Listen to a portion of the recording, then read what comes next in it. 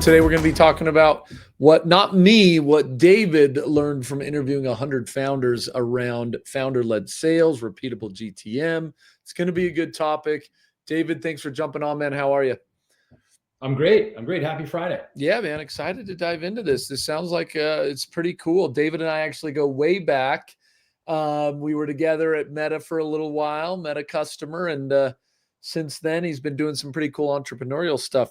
What else in your extraordinary past would you anything else you'd like to touch on? I spent a long time at Salesforce. I was at Outreach for a while, and have done a bunch of startups. So kind of seen really big and really small. But I'm focused in the startup space now. Yeah, man. It sounds like you've gone pretty heavy here, and it'll be interesting to kind of dive in and talk through it. So,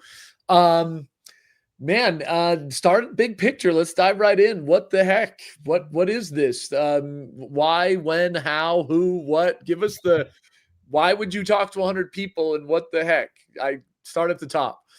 Yeah. So, I've been in the work world for more years than I care to share.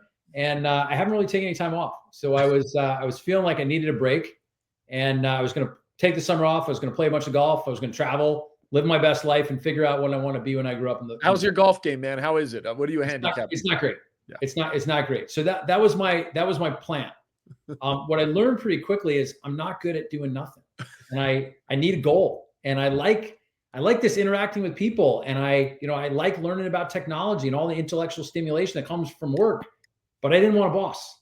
So that was my challenge. So one day I go on LinkedIn and I just posted, I'm going to meet 30 founders in the next 30 days. And it was really just as a way of kind of sharpening my sword, getting some intellectual stimulation, having a goal and no accountability. Like that was kind of how I was thinking about it. And it didn't go as planned. And so that's what I don't know if, you and I have talked a dozen times, but it was started at a 30 for 30, huh? More like the 30, which is like, I thought 30 meetings in 30 days with founders was a decent goal. What happened though is, as I started to meet with founders, they were asking me more questions than I was asking them. So they started off and they say, hey, I noticed you, because before taking the meeting, they research you. So, hey, I noticed you worked at Salesforce or Outreach. Can I pick your brain on go-to-market? Yeah. Makes sense. 30 founders. What are you seeing? What's interesting? And they started asking me all these questions. And at the end of the call, they said, hey, I've got some friends who are also starting business. I think they could get a lot of value from a conversation like this. Can I introduce you? And they started posting on LinkedIn about our meetings. And then I started getting referrals and inbounds.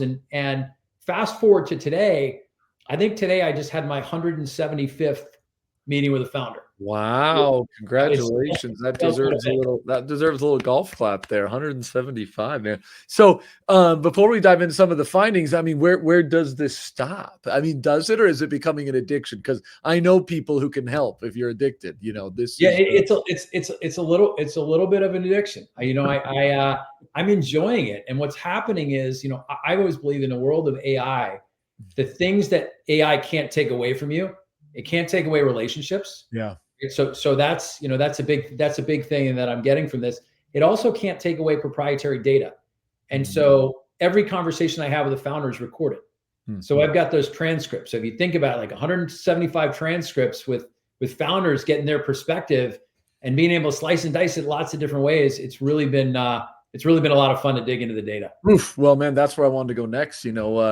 Would love to hear some of these findings. Obviously read through the report. I thought there was surprises in there. I did a little post on LinkedIn. I was like, okay, this guy's onto something. I think there was some things I wasn't thinking might come out of it. Founder-led sales, when it's right, when it's not right. Anyways, man, I'd love to get into it. So anything you want to start? I had a couple things I might want to dive into, but what big surprises for you as you kind of came out of these conversations? Yeah, I think the biggest one, which is probably a little bit controversial, which makes it more fun, is that your product almost doesn't matter, right? When I think about the 175 folks that I talked to, I can't tell you how many were telling me about the exact same thing. They just had one tiny little nuance or they explained it a little bit different. But there is a sea of sameness like we've never seen, right? And that was really, that was a really interesting thing. Like, And you mean sea of sameness in the way that they're explaining their message, or you mean just the challenges that they're having are so similar to everybody else that it's more the products that folks are going to market with, there are Mm. just so many ideas to go around. At a certain point, they start to look really, really similar.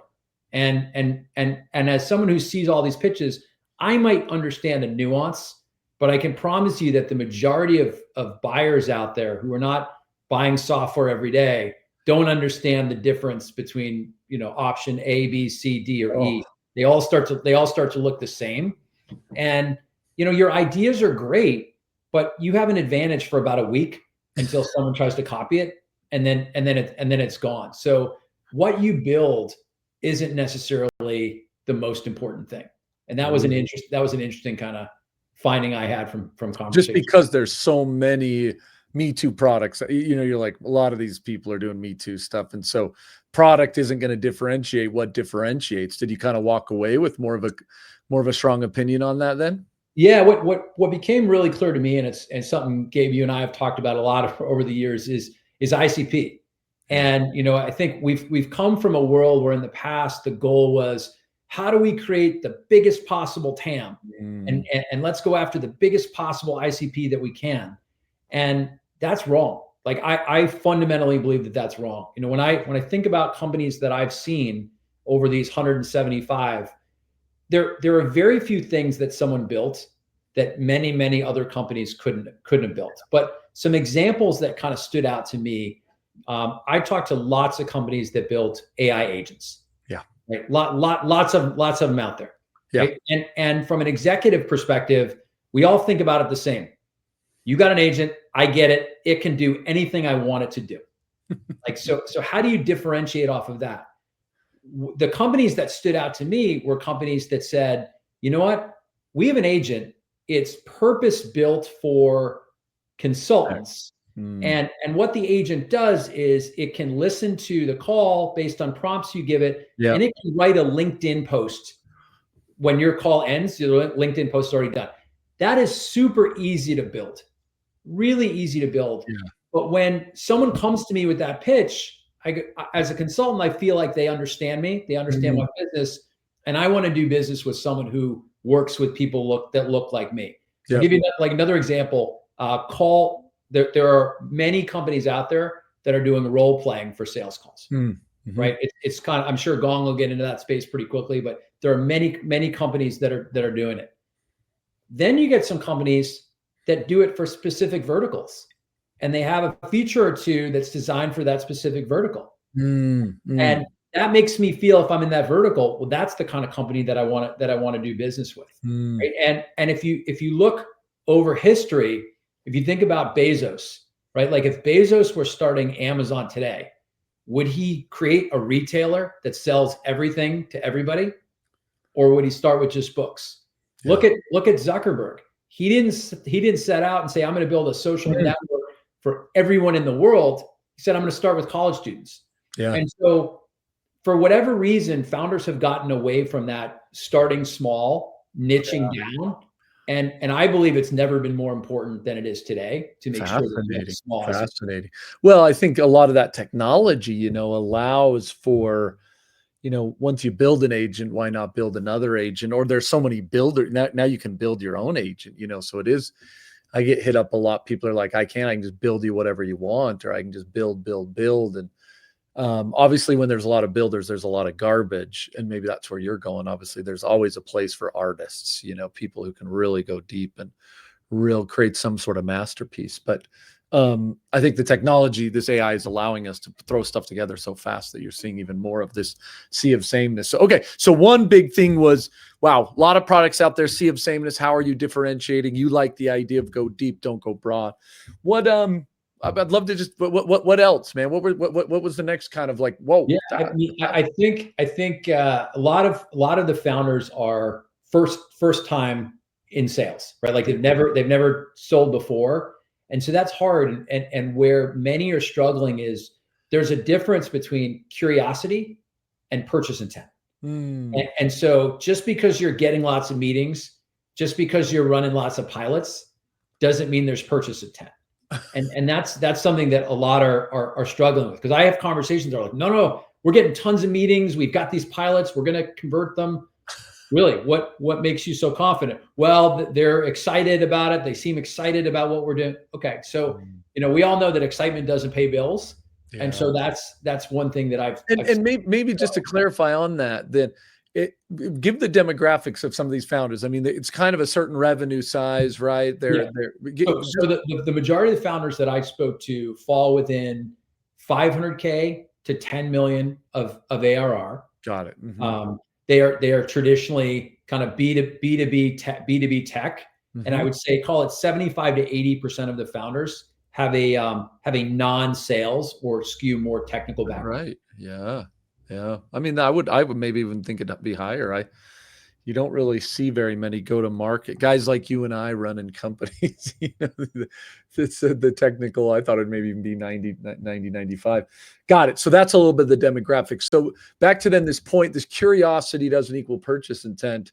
So yeah, and a lot of them are tech. A lot of them, I assume, are some AI format. Is that fair to say? Yeah, very high percentage are AI. Or AI stuff. Okay.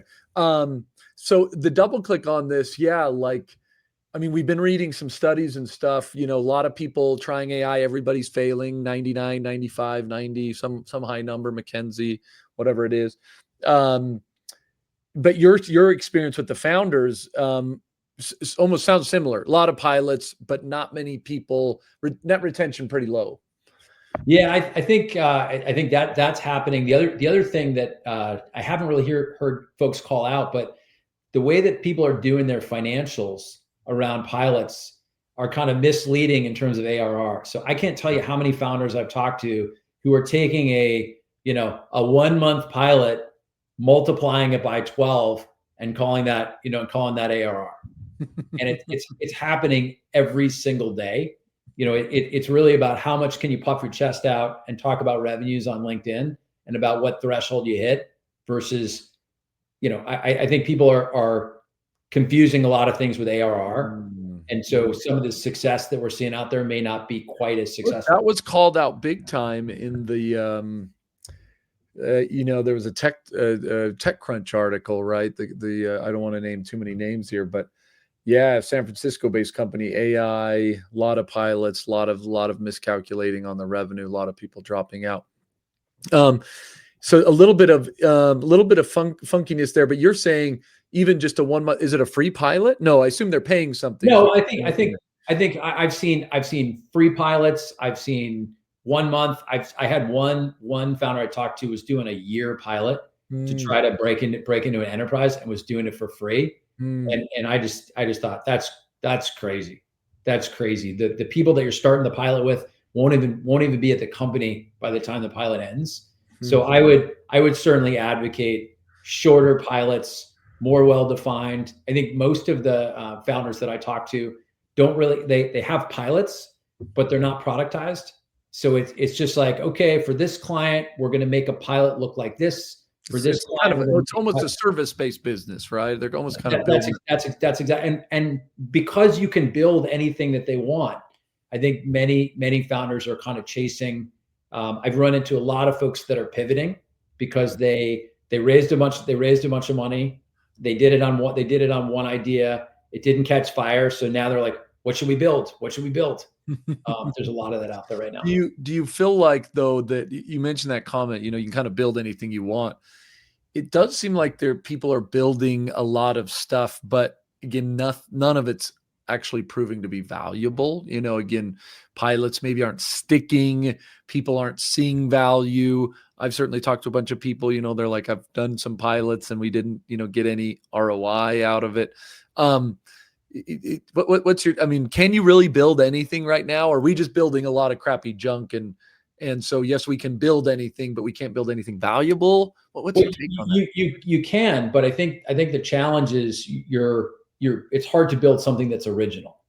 And, if you remember back in 2022, when Matthew Dixon came out with the Jolt effect, we were all talking about your biggest competitor was do nothing. Right now in 2025, your biggest competitor is noise. right? Like it's just like if someone's, I'm an executive, I want to buy, I don't even know where to start. There's so many things that sound really similar. Like I have budget, I'm ready to do something. I don't want to make a mistake because this is going to be my foundational AI effort. I like that. And I'm paralyzed. So I think that the noise is really a big problem, and it's hard to break away with it. And one of the challenges that I see is I had a conversation with a founder the other day, and the founder was talking about, well, we built some things that didn't quite work out, so we're going to build some more. We're going to keep building. And what ends up happening is people do what they're most comfortable doing. Yeah. And so if you're a founder and you're a builder, and what you built isn't taking off, you're going to build something else rather than looking inward and going, is it that what I built wasn't great, or is it the fact that I need some help from a go-to-market perspective in order to do that? Yeah. Double click. The go-to-market stuff's interesting. I think somewhere in there you kind of said people are hiring sales early. I think you advocated for waiting a little longer. What was the reason behind that? What advice do you give founders to know that if they are ready to actually get that go-to-market engine going? Yeah, I think one of the hard things for founders is many of the folks that I talk to don't particularly like sales and have other things that they want to spend time on. So sometimes when your desire is to get out of a certain situation, in your head, you make yourself ready a little bit sooner than maybe you are. So in the founder's rush to get back to building and doing other things, they say, you know what, I'm going to hire a salesperson now. And sometimes they're hiring that salesperson to fix versus to build on momentum. If you have momentum, if you've closed some clients for standard deals, and what I mean by a standard deal is someone that you didn't have a relationship with, that was a warm lead that came from the board. Was someone that paid the standard price that you offer, and someone that bought a solution that didn't have to be highly customized, that was just like an off the shelf, because that's what you're going to ask a salesperson to do. And when you can do those things, you're in a good place. You're in a good place to bring someone on. Often you have some volume of opportunity, and it's maybe more than you can handle yourself. So you have some momentum, you've proven it, and you've got some opportunity, because the thing that will help someone be most successful are at bats. They just need at bats, and without at bats, it's going to be hard to bring in a new salesperson with something that's not proven and have them be successful. That's interesting. Yeah, oftentimes they end up doing. They want to get out of it, so maybe they get out a little early and they just give a big pile of turd to somebody to take over and see if they can kind of fix it. Whereas you're just advocating right time, something that's a little more. You've got something proven there, and now you're just trying to kind of scale it a little bit more. You mentioned this sprint playbook, and is kind of something that brings some of this together. Maybe that's something we can bring to home here a little bit. Is that something you've kind of been helping organizations then think through as they try to navigate these kind of noisy waters? Or what is this idea of sprint? Yeah. So I think one of the things I realized, and I've been thinking about this for a while, and it just became clear from the conversations, is a lot of the old things that sales frameworks that we used and playbooks that we followed, they're just not as relevant in today's world. And we're using different technologies, and our buyers have a different level of expectation and education. And so as a result, we need to go to market differently. And some of it came from where I started, where product is not as important as it used to be. And so with that as kind of the headline, I thought, all right, you got to almost pause right there. I mean, it's just product isn't as important. I mean, that right there that's a bold statement. I mean, people buy that's what you buy. They absolutely do. But if there are 50 companies that do virtually the thing, it at a certain point, the arms race of feature, like it becomes really hard to differentiate. So, I think that becomes so this concept of sprint was born out of, I'm like, all right, well, based on the problems that I've seen recently, what are things that I think founders should do? And what are things that are the ones that are successful are doing? So, anything you want people to remember, you got to have an acronym. So my acronym is SPRINT. So for S starts off with speed. Okay. So if you think about speed, if I have a meeting with someone and someone's pitching me on a solution, I want them to have scraped my website, before they meet with me. After we meet, they're saying, hey, later this afternoon, if I can have access to this data, or maybe tomorrow morning at the latest, can I walk you through how your data would work in my system? Yeah. Like I want to see it right. I want to see it right away. The pressure that every executive is under, next to revenue, the next most important thing is, what are you doing to make your business, to leverage technology to make the business more efficient? AI specifically. I mean, it's what experiments are you running? What are you doing? And so it's almost like on Friday before you check out, you're like, you got to tell the board, you're like, yep, we ran this experiment. This is what we did. This is how we're doing it. Next week, we're running these experiments. Yeah. Like that's the currency that gets measured these days. And so speed is a big part of getting wins for people that you talk to. Right? Yeah. P stands for problem. Okay. And this is something that most founders and most folks get wrong, in my opinion. Everyone thinks about, what problem do you solve? Right? Yes, but the reality is that most problems have existed since the beginning of time. It's not like all of a sudden pipeline is a problem. Like we've been chasing to be a problem. We've been chasing pipeline our whole career, right? And so what you have to be able to do is go, well, what's changed to make solving this problem now really matter? Otherwise, it's just a problem that maybe we've gone numb to. Maybe we have a workaround. Maybe we've accepted that it's always going to suck.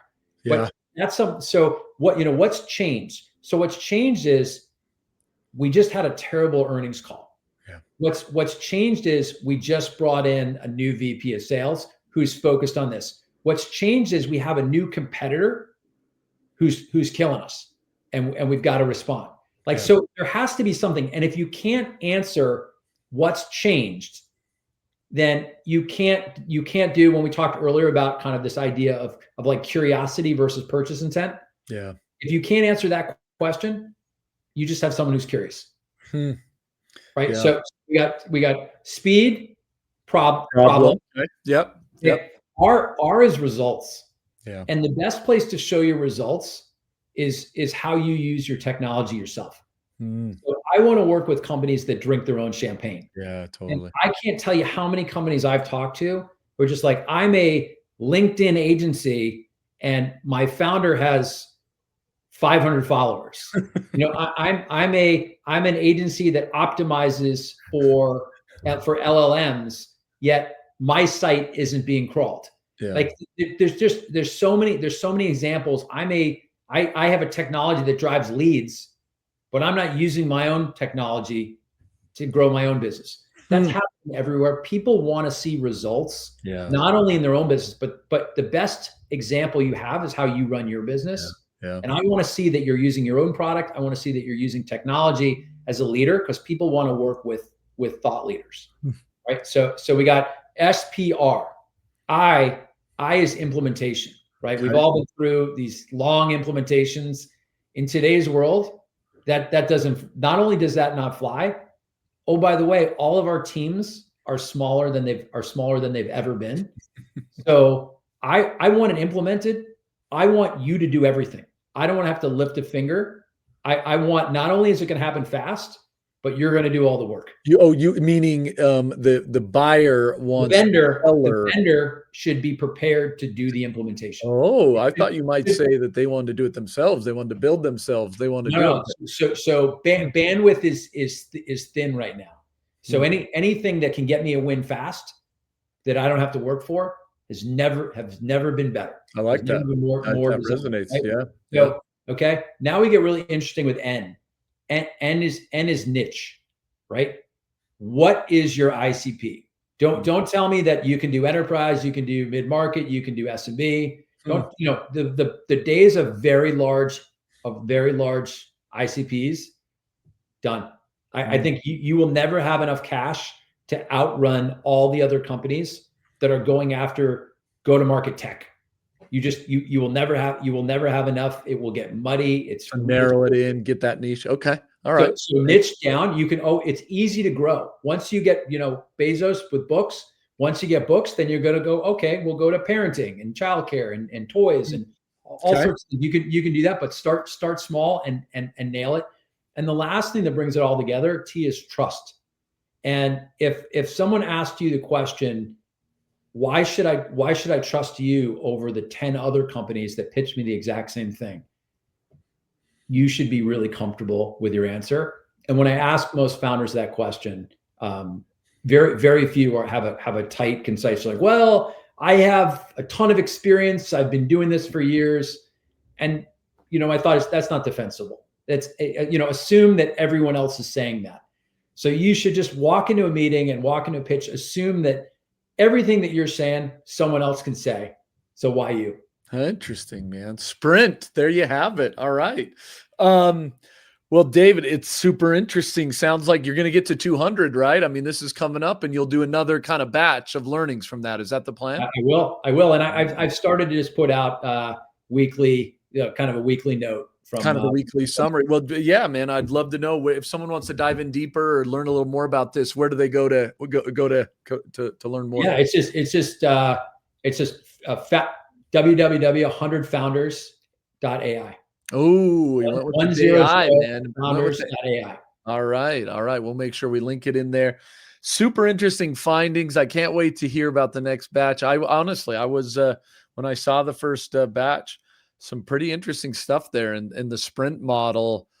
Yeah, speed, problem. You're right. Niche, trust. Yeah, those are right, man. Those are real stuff. So, before we leave, anything you'd leave what's the leave behind here? What's that kind of, we're all trying to figure this out. Obviously, you've talked to 100 founders. If you could leave us with one thing, what would be that thing you'd kind of be like, guys, if you're getting going in this, I know we've talked about a lot today, but here's kind of the summary statement or the wrap up. Yeah, I would say two things. The first is that, when you think about what you read and what people post, don't get too wrapped up in it. Don't feel like you're too far behind. You're not having success with AI. I think one of the fun things about what I'm doing is I'm not an investor. I'm not a potential customer. So founders are pretty honest with me, and I'm getting a real raw.